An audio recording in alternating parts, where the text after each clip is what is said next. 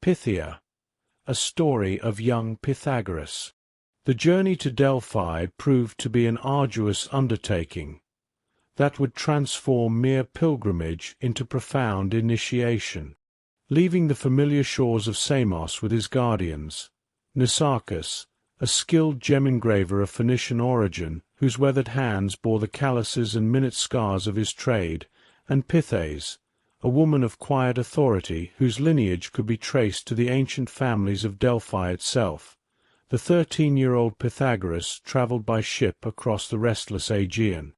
The vessel, a sturdy merchant craft with a patched sail that efficiently caught the capricious Mediterranean winds, carried them through waters that shifted from deep cobalt to startling turquoise as they passed over submerged sandbanks.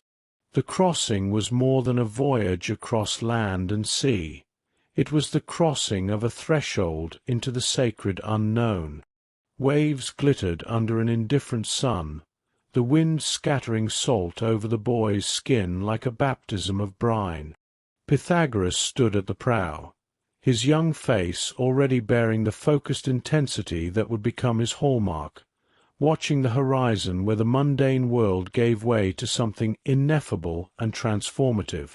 From the coast, their path led inland through rugged, mountainous terrain that seemed to actively resist human passage. The landscape itself felt like a test of resolve.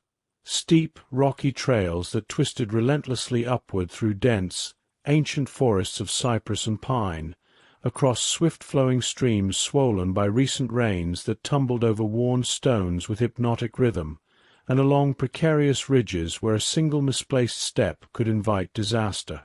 Each mountain pass became a crucible of effort and reflection, the physical demands of the trek gradually quieting the incessant flow of observations and connections that usually occupied Pythagoras's remarkable mind. The gods, it seems, do not make true wisdom easily accessible, Nicephorus observed wryly as they paused to rest, his lean face bearing the distinctive weathering of a craftsman accustomed to scrutinizing fine details.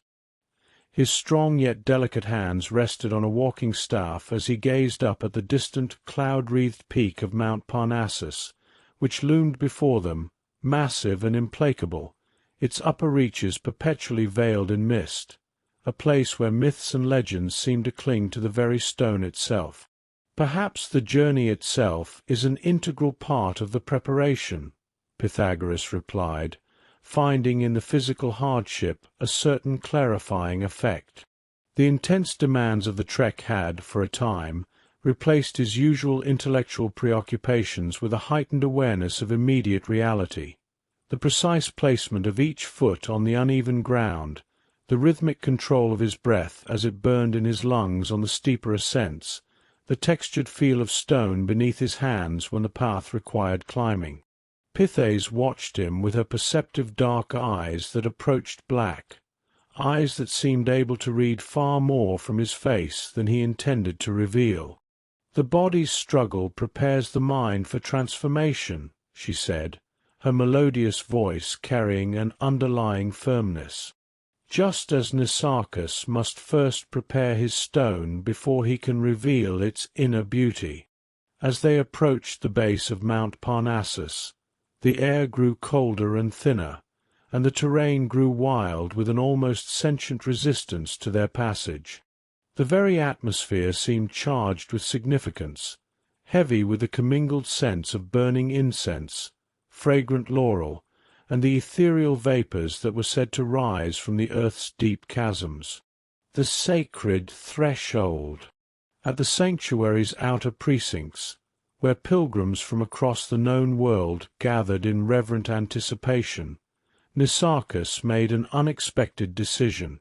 Aware of the sacredness of the place and conscious of his foreign blood, he chose not to enter the temple of Apollo. His weathered face, marked by years of patient craftsmanship, showed no resentment, only a deep understanding of divine protocol. "The divine," he said to his wife, his voice carrying the weight of ancestral wisdom, may recognize bloodlines and languages that flow deeper than surface adoption. I will not interfere with what the gods have ordained. He placed a calloused hand briefly on Pythagoras's shoulder, a gesture that conveyed blessing without words, and gave a final nod before disappearing among the outer precincts, where he would wait with the patience of one who had learned to work with the hidden nature of precious stones. Thus it was that only Pythagoras and Pythes climbed the sacred hill and entered the sanctuary proper, their footsteps echoing on marble worn smooth by countless pilgrims before them. The sanctuary itself, with its imposing temples of gleaming stone and ornate treasuries clinging to the slopes like monuments to human aspiration, reinforced the sense of crossing a boundary between the mundane and the sacred. Here the ordered precision of human architecture met the untamed grandeur of nature, creating a space that felt suspended between worlds. Pythes, whose ancestry ran deep through Delphic stone and memory, was received with silent nods of recognition by the temple attendants. Their eyes held a deference that spoke of bloodlines older than recorded history, of connections that transcended the temporary governance of tyrants and the shifting allegiances of city-states. When they presented Phericide's letter of introduction, the luxurious papyrus scroll bearing the distinctive seal the venerable sage of Syros, the priests examined it with careful, unhurried scrutiny before accepting them as worthy seekers. The famous inscription carved above the entrance to the main temple, "Know thyself," struck Pythagoras with new and potent force. The letters, precisely chiseled into pale stone that had been polished by generations of reverent touches, seemed to address him directly, intimately.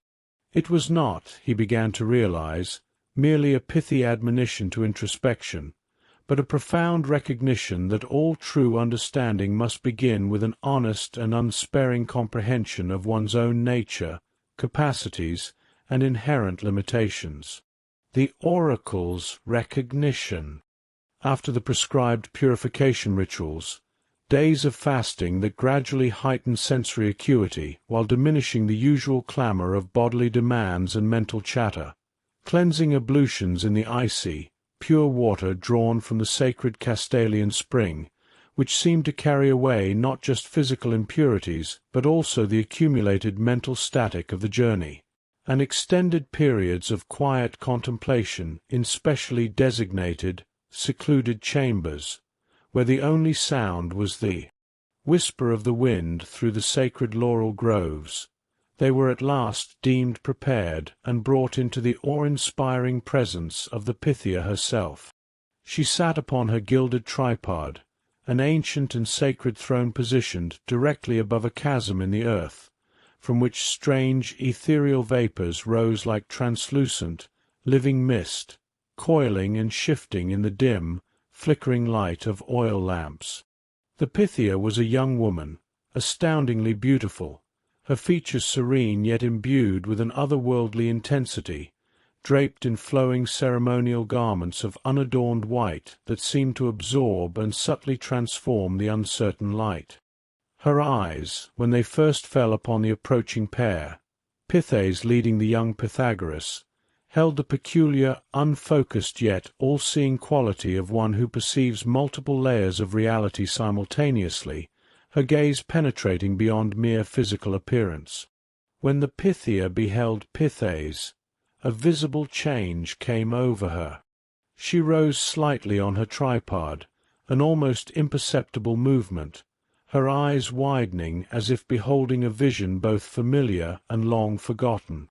The vapors around her seemed to swirl with increased intensity, their faint, sweet scent filling the adyton, the temple's innermost sanctuary. Her voice, when it came, was not the sharp pronouncement of an oracle delivering judgment, but a softer, more resonant tone, carrying centuries of accumulated wisdom and a surprising warmth. "You," she said, her words resonating in the stone-walled Adaton like the echo of primordial truth, are of the kin of that first current that flows beneath even the stones of Delphi. You are not as barren as you believe yourself to be. Her voice grew softer, more reverent, as if speaking sacred mysteries. The gods have written his coming in fire across the stars themselves. The boy you will call son will be supremely beautiful, wise, and beneficial to humankind. Pythes, visibly overwhelmed by this direct and public recognition of truths she had barely dared to acknowledge within the most secret chambers of her own heart, bowed her head, tears welling in her eyes. She had never borne a child of her own body, a quiet sorrow she carried with grace. And Pythagoras, though not of her womb, had become the focus of her fierce devotion, a bond guided by intuitions she could not fully explain yet cherished deeply. The oracle's words trembled within her like a psalm half-remembered from a previous life, a divine validation of the depth of connection that had already begun to transcend mere legal guardianship, affirming the sacred trust she felt for the youth. Then the Pythia turned her penetrating gaze to Pythagoras, whose youthful features, though smudged with the dust of travel and etched with the seriousness of his quest, already bore the unmistakable fire of future understanding. Her eyes, grey and infinite as storm clouds pregnant with lightning, yet clear as the purest crystal, seemed to peer not merely at his physical form but into the very architecture of his soul, assessing the patterns and potentials held within. "Come forward, child of questions," she commanded, her voice now taking on the rhythmic, almost chant-like quality that marked true oracular utterance, a sound that seemed to vibrate in the very air around them. "Your name, Pythagoras, rings curiously familiar in my mouth, does it not? It echoes mine, Pythia. Your voice and mine, Seeker, they arise from the same wellspring of divine inspiration, from the same sacred breath that animates the world. Perhaps that is why you, too, will speak truth, a truth no less profound than that which is revealed through me." Pythagoras approached with a hesitant grace, his heart pounding in his chest, yet his spirit strangely calm. He stood at the very edge of the tripod's mist-wreathed domain, feeling the ancient, almost palpable power that pulsed through the sacred space like a living heartbeat. The vapours that rose from the earth's hidden depths, cool and yet invigorating, seemed to whisper secrets in languages older than human speech, carrying faint, musical resonances that stirred his deepest intuitions. The prophetic utterance. The Pythia's breathing became more laboured, her body swaying almost imperceptibly on the tripod, as if moved by invisible currents of energy. Her eyes lost their focus on the immediate surroundings, gazing instead into a distance not measurable by earthly means. When she spoke again, her voice had transformed, taking on an otherworldly resonance, a profound musicality that seemed to issue not from her, but through her, from the very stones of the ancient sanctuary, from the heart of the mountain itself. "You are not merely to question, but to harmonize," the voice declared, each word imbued with an undeniable authority. "That which is divided you will unify, that which is veiled you will uncover not through force, but through proportion, through tone, and through the potent, vibrant silence that speaks louder and more truly than all the clamorous, contending words of humankind." She paused, and beads of perspiration appeared on her forehead like tiny, dew-like stars catching the dim, flickering light from the oil lamps. Her trance deepened, and she continued with words that seemed to emerge from unfathomable depths of cosmic understanding. "Between the measured and the measureless, between the finite form and boundless depth, lies truth's elusive, ever-shifting heart. 3 sacred principles shall guide your way, revealing the hidden structure of the all. Geometry, as numbers made visible in space. Music, as numbers made audible in time. And astronomy, as numbers in harmonious motion, weaving through both space and through time, uniting the heavens and the earth. Pythagoras stood transfixed, trembling, not from fear, but from the deep, almost painful resonance awakened within him, as if the universe itself had exhaled its fundamental laws directly into his being. The oracle's words seemed to describe not merely external philosophical principles, but the very structure of his own emerging consciousness, the path his soul was already striving to follow. The Pythia's eyes, for a fleeting moment, focused upon him with startling, preternatural clarity, as if she perceived the entirety of his past journey and the branching, luminous possibilities of his future. Her final pronouncement came as barely more than a whisper, yet it carried the undeniable weight of destiny itself. With words that seemed to come from an entirely different, more personal realm of prophecy, she added, "Your fate waits, child of harmony, where strength meets grace, at the Olympic Games." The mystery of destiny. Confusion, a rare visitor to his ordered mind, flickered across Pythagoras's young features. He turned briefly, almost involuntarily, to Pythes, seeking understanding or clarification in her perceptive, steady eyes. His life, his education, his very inclinations had been dedicated to the disciplines of the mind, to the subtle harmonies of number and the abstract patterns that govern the cosmos. They had never trained his body for athletics.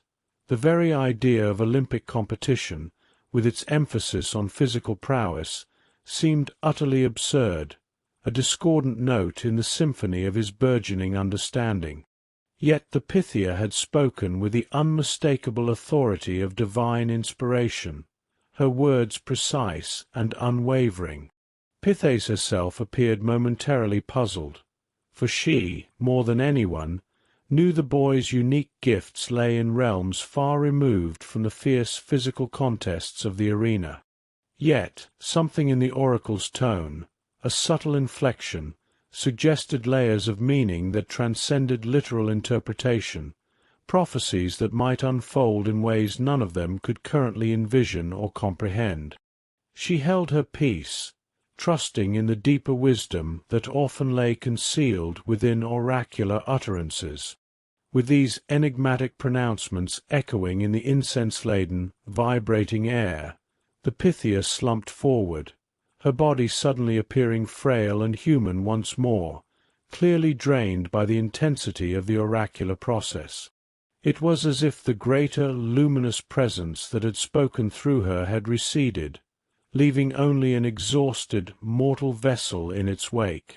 Attendant priests, their faces composed into masks of reverent solemnity and practiced care, immediately moved to her side with gentle, supporting hands, offering her sips of sacred water and murmuring soothing incantations.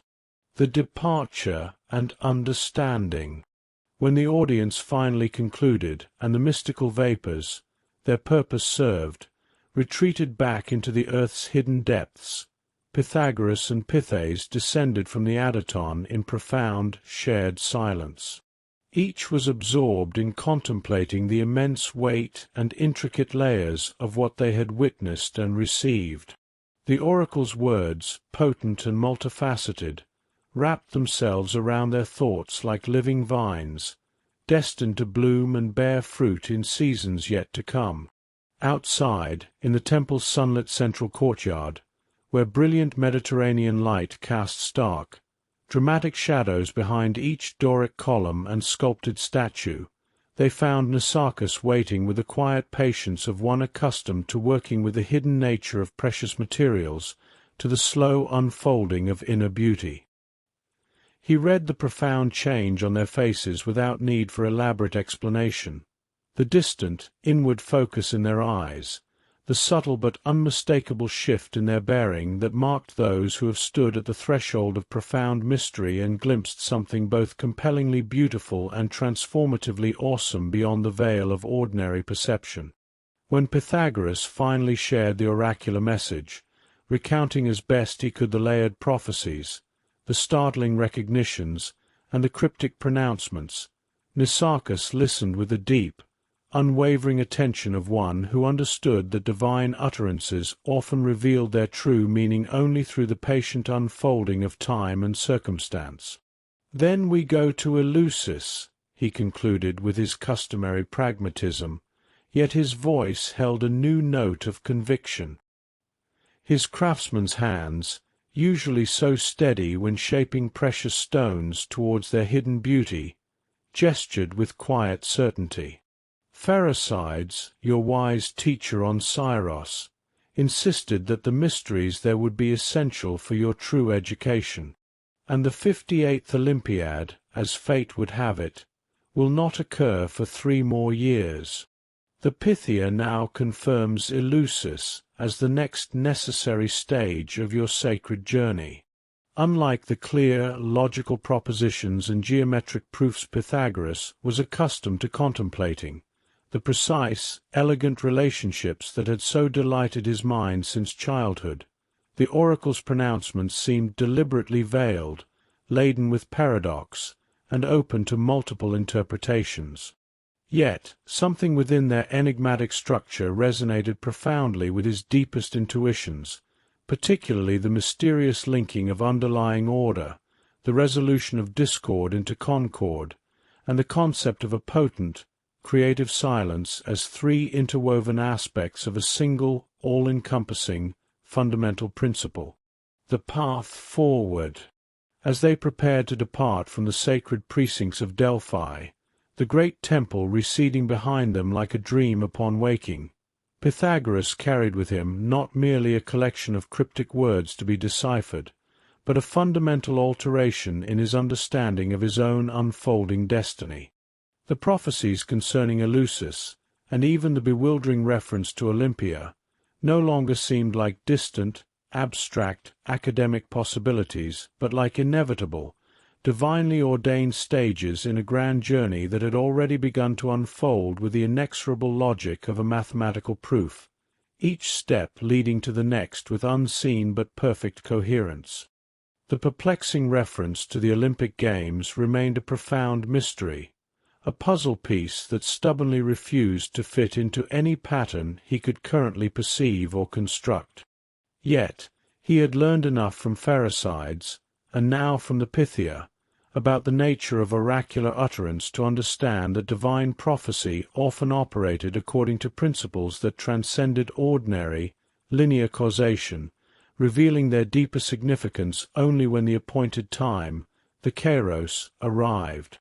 With silent prayers of profound gratitude to all those who had guided him thus far, to Polycrates, whose tyranny, ironically, had inadvertently set him free by necessitating his departure from Samos, to his beloved guardians, Nicephorus and Pythes, whose steadfast companionship, wisdom, and unwavering support had anchored him through bewildering travels and profound transitions, to Pherecydes, whose philosophical depth and gentle guidance had first opened his mind to the inexhaustible mysteries of existence, and to the ancient luminous powers that spoke through the Pythia's voice, Pythagoras set his face, with renewed determination, toward the next stage of his great and unfolding journey. And so they journeyed onward, not just across the physical land of Greece, but deeper into the very soul of its most sacred traditions, toward Eleusis, where the promise of ultimate initiation awaited, toward the death of certainty that Pythes had foreshadowed, and the Pythia had implicitly confirmed, and toward the birth of a new, integrated vision destined to echo across the millennia. The young seeker who had approached the oracle's tripod, a child of questions, was already on the path to emerge from the mysteries as something far greater, a teacher whose integrated understanding of number, harmony, and the sacred would transform the very foundations of human knowledge and spiritual aspiration.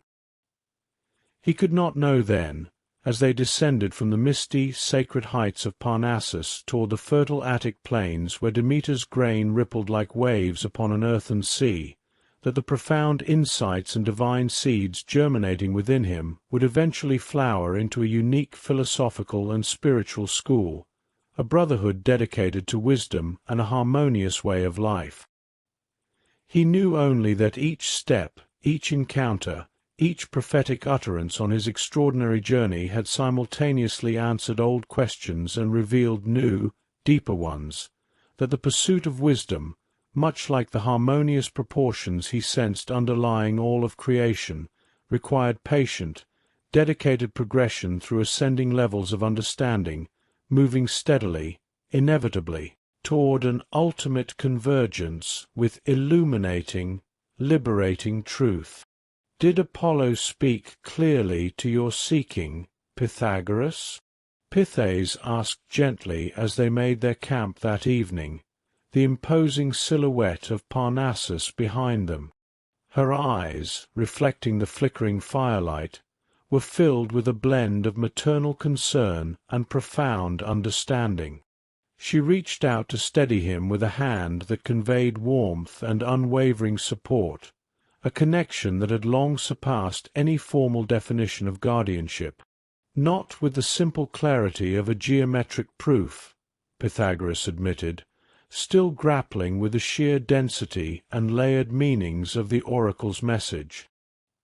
His voice carried a quality of subdued wonder, tinged with an uncharacteristic confusion. But truthfully, I believe so. The oracle confirmed, without ambiguity, that Eleusis is indeed the next essential stage of my journey. Beyond that, I have glimpsed only faintly, as if through a mist, or a veil not yet fully lifted. The god often speaks in riddles, in metaphors that unfold over time, Nicarchus observed from across the small fire, his craftsman's touch now evident in the careful arrangement of the firewood, ensuring a steady, even burn. He placed a comforting hand on the young man's shoulder, his touch conveying steady reassurance. Perhaps because truth itself, in its deepest essence, resists facile expression and easy containment within the confines of ordinary language. What matters most for now is that you have received clear confirmation of your path forward, the next step on your journey to understanding. Pythagoras nodded, his heart filled with gratitude for their steadfast presence and insightful support, for the way they consistently offered guidance without imposing control, just as they had promised when first revealing themselves as his appointed guardians aboard the ship that carried him from Samos. "To Eleusis, then," he said, his voice regaining some of its characteristic firmness and quiet resolve, though still carrying the subtle tremor of one who has stood at the threshold of profound mystery and glimpsed something both compellingly beautiful and unsettlingly vast beyond. "Where, it seems, I must prepare to die to certainty, as you once said, Pythes, before I can truly begin to understand. The mysteries of Eleusis." They departed from the sacred precincts of Delphi with the first pale light of dawn, descending from the rugged, cloud-capped mountainous sanctuary towards the flatter, more fertile plains of Attica. The journey to Eleusis took them through lands that became increasingly cultivated and ordered as they progressed. The wild, untamed, almost primal beauty of Parnassus, with its dramatic, sheer cliffs, its deep, shadowed ravines, and its dense forests where ancient trees stood like silent sentinels and shadows pooled like dark water in the hollows between them, gradually gave way to meticulously ordered fields whose parallel furrows traced precise geometrical patterns across the gently undulating land. They passed through vineyards whose neat rows were arranged with a satisfying mathematical precision that pleased Pythagoras's discerning eye, each vine carefully staked and expertly trained with obvious attention to optimal spacing and sunlit alignment. They walked beside ancient olive groves whose silver-green leaves, shifting and shimmering in the warm breeze like schools of fish darting through shallow sunlit waters, seemed to subtly echo his own innate, profound appreciation for harmonious form and the underlying, invisible order that shaped all things. After weeks of steady travel, supported by the quiet generosity of Nicarchus's wealth, which ensured them comfort and provision without ostentation, they approached the renowned sanctuary of Demeter and Persephone at Eleusis. Nestled in a small, fertile valley that opened towards the shimmering Saronic Gulf, its complex of limestone buildings gleamed in the soft afternoon light with a warm, honeyed glow. As they drew nearer, Pythagoras felt a curious, almost unsettling intermingling of keen, intellectual anticipation and a certain visceral trepidation.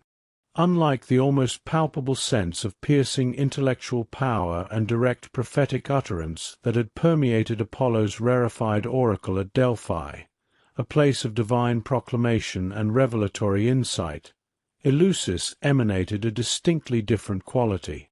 It was something older, more deeply rooted in the chthonic energies of the earth itself, profoundly connected to the inescapable, cyclical mysteries of growth and harvest, of withering decay and desolate loss, of inevitable death and the astonishing promise of eventual rebirth. The very soil beneath his feet, rich and dark, seemed charged with a mystery more visceral than intellectual, a truth to be felt and experienced rather than merely conceptualized or articulated. "This is where our paths must diverge for a time, my dear Pythagoras," Pythes told him quietly as they came within sight of the sanctuary's imposing outer walls.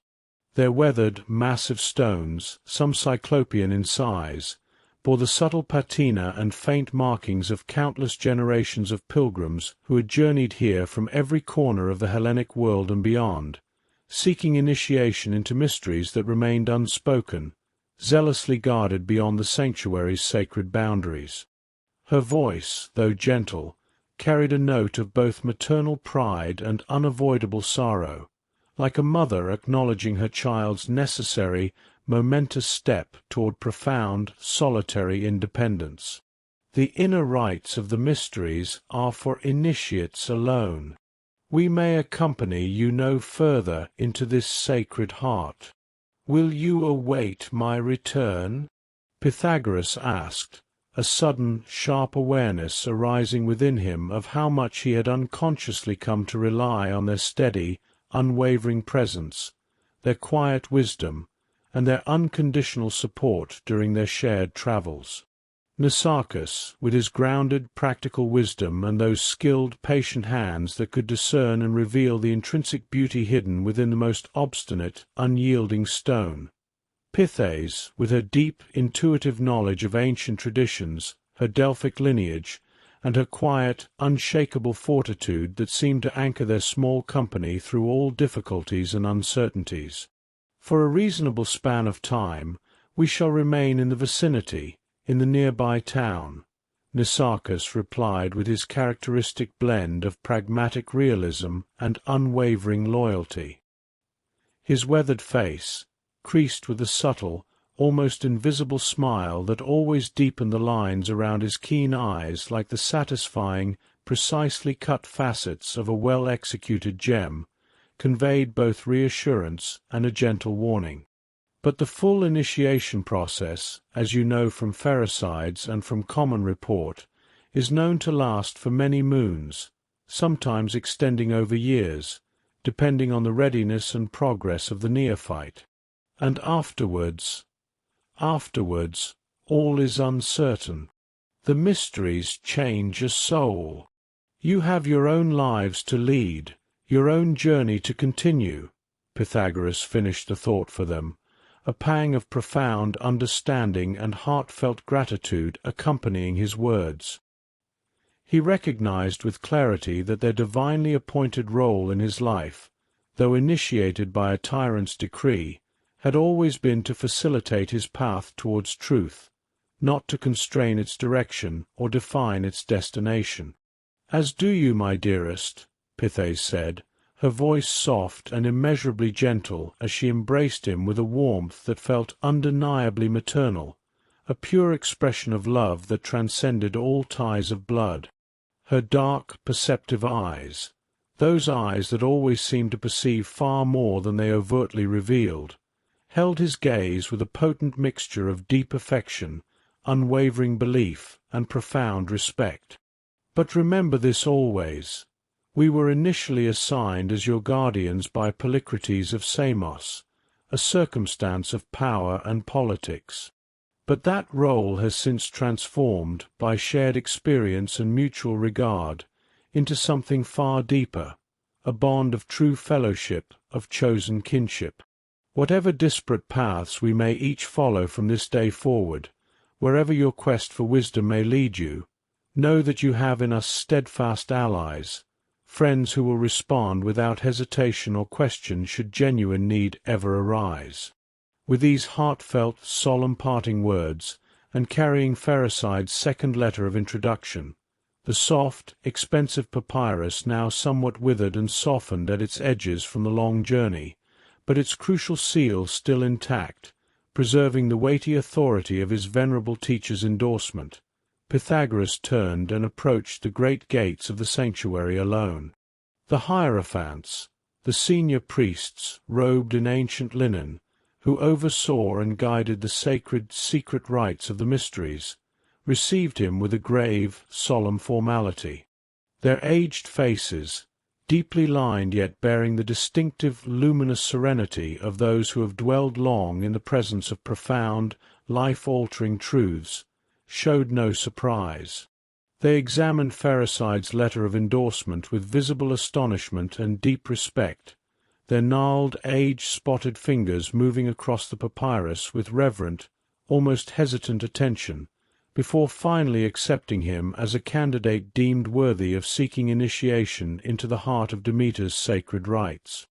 What followed in the next months, stretching into seasons, was unlike anything Pythagoras had previously experienced in his young life, so rich in unusual tutelage.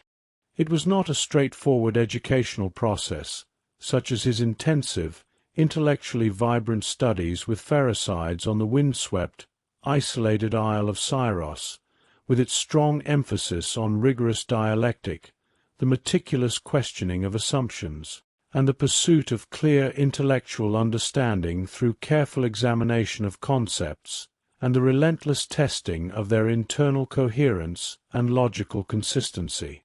Instead, the Eleusinian initiation was a carefully orchestrated, profoundly immersive, and transformative sequence of potent ritual, evocative, multilayered symbolism, and direct, unmediated, often overwhelming experience.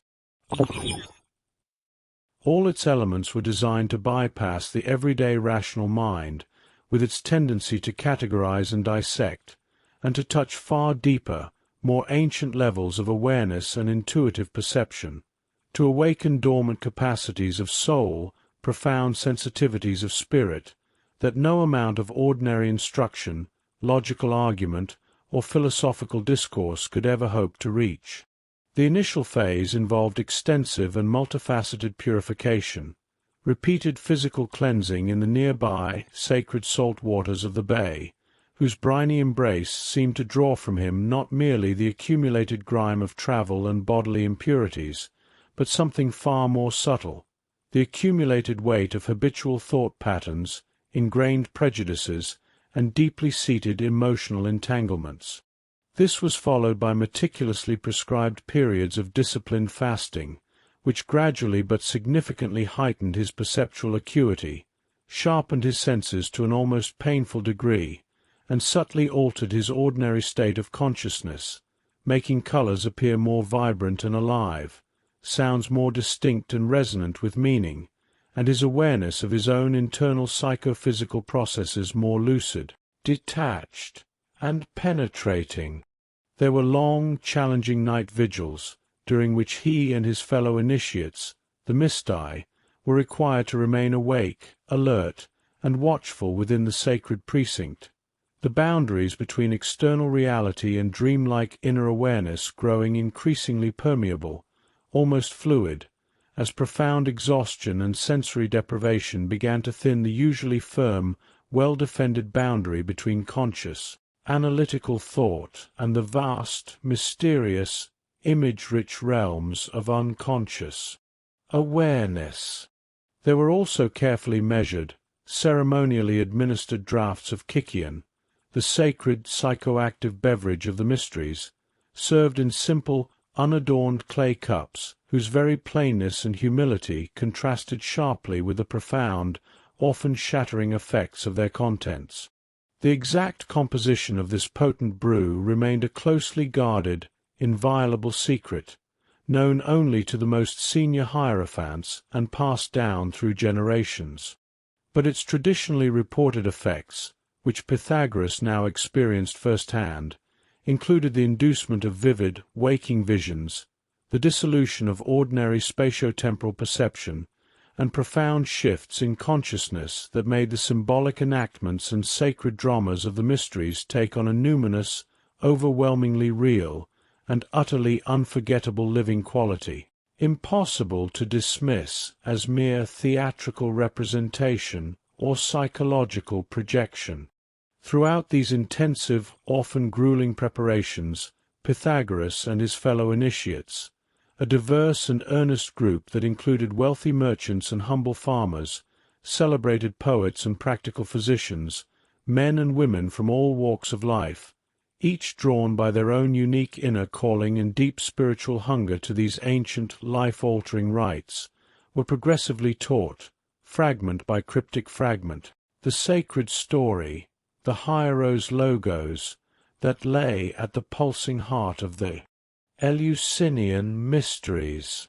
They learned, through carefully staged, highly symbolic recitations, haunting antiphonal chants, and precisely choreographed ritualized movements, the ancient and deeply poignant tale of Persephone's terrifying abduction by Hades, the stern, implacable lord of the underworld, of her grieving mother Demeter's overwhelming, inconsolable sorrow and devastating, world-blighting wrath, which caused the earth's fertility to wither and fail as the great goddess wandered the desolate world, in desperate, anguished search of her beloved lost daughter, and of the eventual hard-won divine compromise, brokered by Zeus himself, that led to Persephone's cyclical, seasonal return from the shadowy depths, thereby establishing the life-sustaining rhythm of the seasons, of death in winter and glorious rebirth in spring.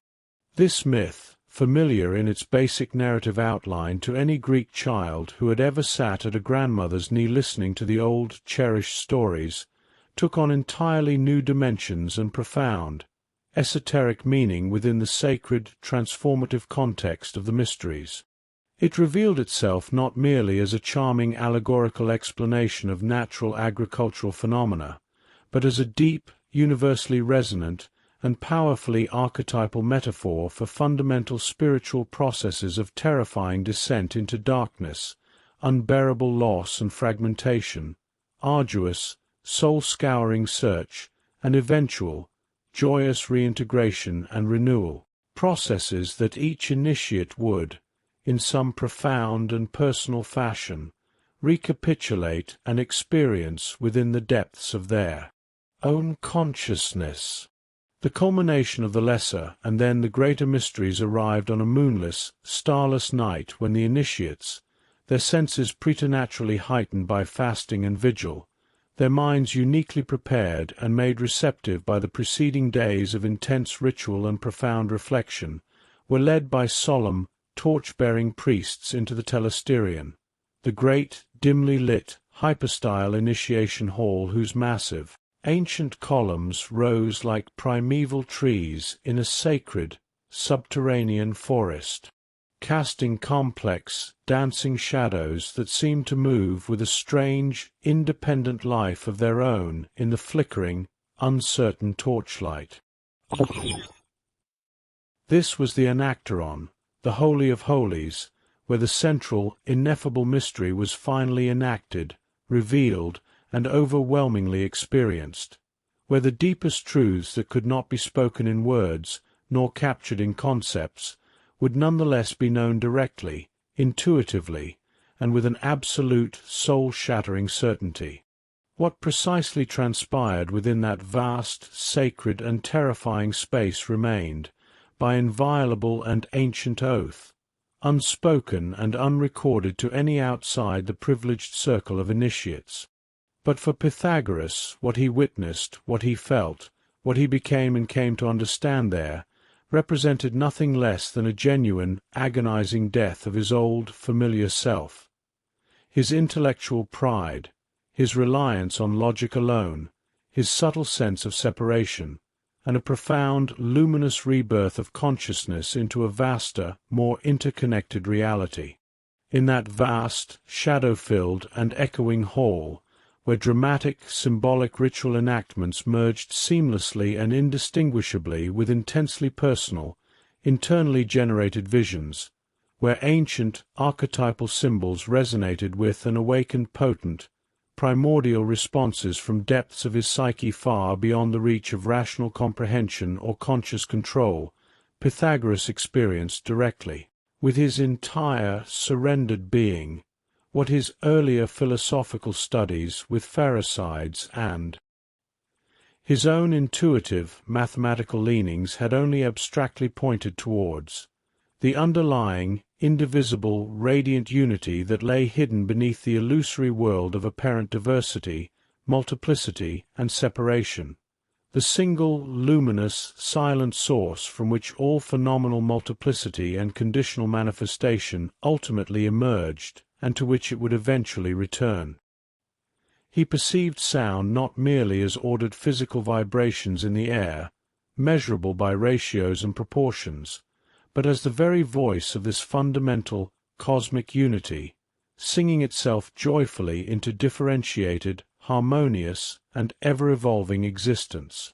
Most critically, and with truly life-altering, irreversible impact, he recognized with overwhelming clarity that his own individual consciousness, his sense of I-ness, was not, in its deepest, truest essence, separate from this all-encompassing divine unity, but was rather a unique, precious focal point of its infinite, loving self-awareness, a particular, irreplaceable expression of its endless, exuberant, creative potentiality. When Pythagoras finally emerged from the sacred, impenetrable darkness of the Telesterion into the first pale, ethereal light of the pre-dawn sky, where the last hesitant stars were beginning to fade as the eastern horizon brightened with the silent, inexorable promise of a new day, he appeared, to any outward, casual observer, largely unchanged. His physical form, the lean, sinewy body honed by his arduous journeys across rugged island and mainland terrain, showed no obvious, dramatic transformation.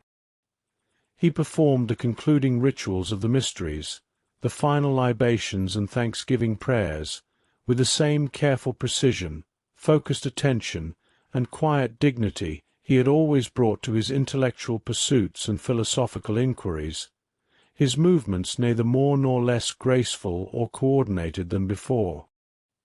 He accepted the final blessings and solemn admonitions of the presiding hierophants with appropriate reverence and heartfelt solemnity, bowing his head to receive their symbolic, empowering touch upon his brow, marking him forever as one who had passed through the sacred veil and returned, bearing unspoken knowledge that could never be unlearned, carrying a light that could never be extinguished.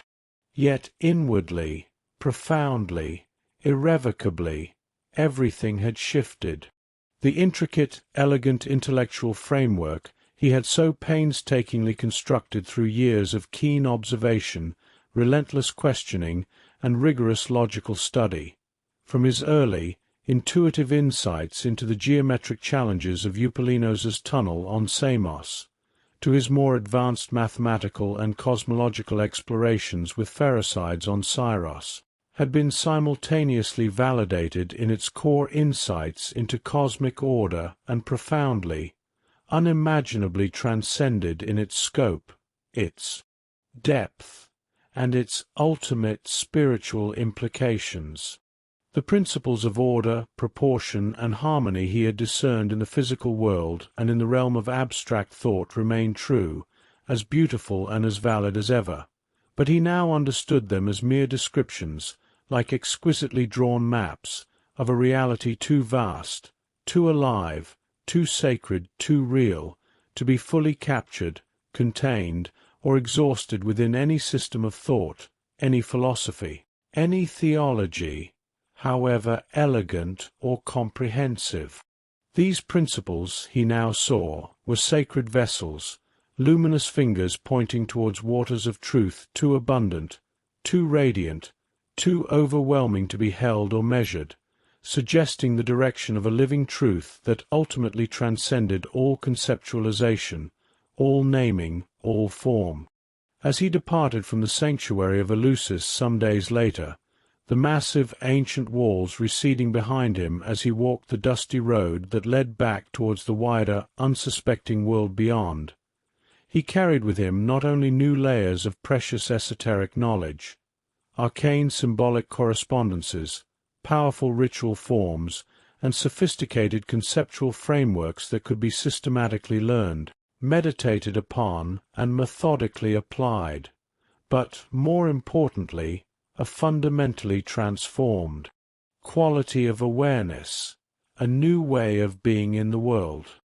It was as if the very fabric of his perception had been painstakingly unravelled and then miraculously rewoven with threads of gold and light, allowing him to see and experience simultaneously the distinct, vibrant threads of phenomenal existence in all their beauty and diversity, and the unified, luminous field of pure, undifferentiated being from which they all emerged and in which they were all lovingly sustained.